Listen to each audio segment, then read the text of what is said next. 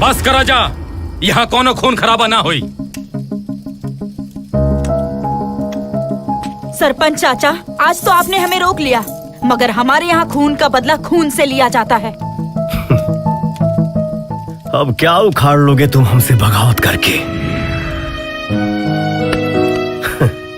हम तो बर्बाद हो चुके हैं तुमसे मोहब्बत करके।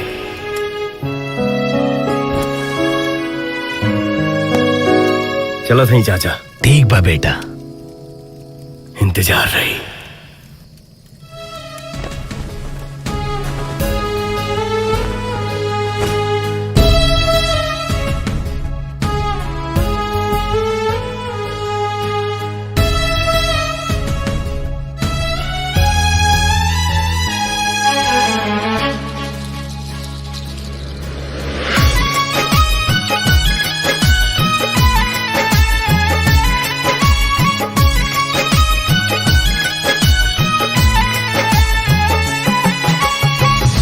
दिल के दर्दिया के दवाइयों ना भेटाता, छोने छोने आई हो दादा जाने अब जाता।